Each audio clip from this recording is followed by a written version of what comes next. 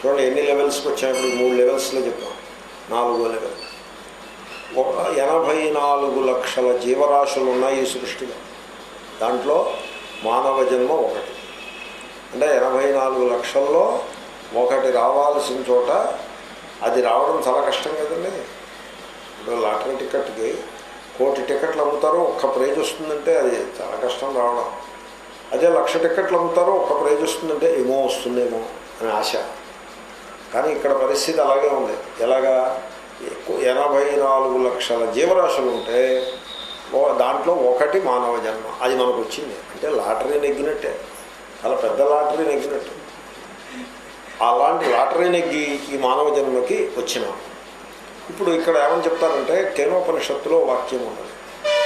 ఇహచేదవేదీత్ అథ సత్యమస్తి నచేదిహావేదీత్ మహతి వినష్టి అనే వాక్యం.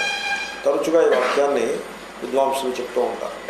ఇహ అంటే ఈ జన్మలో, ఈ మానవ లోకంలో, ఈ దేహంలో, మానవ దేహంలో ఉండగా మీరు మీ స్వరూపాన్ని తెలుసుకోగలిగారా, ఆత్మజ్ఞానాన్ని పొందగలిగినారా, మీరు మానవ జన్మని సార్థకం చేసుకున్నవారు అవుతారు.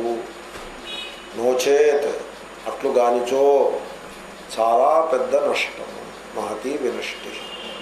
నష్టం కాదు, మా బిజినెస్లో చాలా లాభాలు ఉన్నాయి. బిజినెస్ లాభాలున్నా మానవ జన్మ యొక్క సార్థకత బిజినెస్ని బట్టి ఉండదు.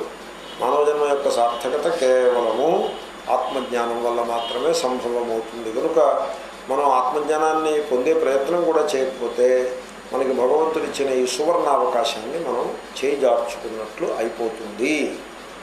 ఆ విధంగా తనని తానే మళ్ళీ మానవ జన్మ రావచ్చు రాకపోవచ్చు.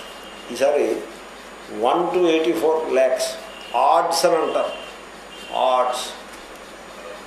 ఆడ్స్ అంటే ఎప్పుడైనా విన్నారండి? ఇప్పుడు గుర్రం ఉందనుకోండి, 1 to 5 ఆడ్స్ ఇస్తారు. అంటే మీరు రూపాయి పందెం వేస్తే 5 రూపాయలు ఇస్తారు నెగ్గితే. నెగ్గడం చాలా కష్టం. ఇక్కడ ఆడ్స్ ఎన్ని ఉన్నాయి? 1 to 84 lakhs. 84 lakhs పాసిబిలిటీస్లో ఒక్క పాసిబిలిటీ మనకి చేతికి చిక్కాలంటే చాలా కష్టం. మళ్ళీ దొరకపోవచ్చు. మళ్ళీ పశు జన్మ ఏదో పక్షి జన్మ ఏదో వచ్చిందనుకోండి, వస్తే ఆ జన్మంతా కూడా వేస్టే. ఆ జన్మలో ఏదో వెలిగిదేమీ ఉండదు.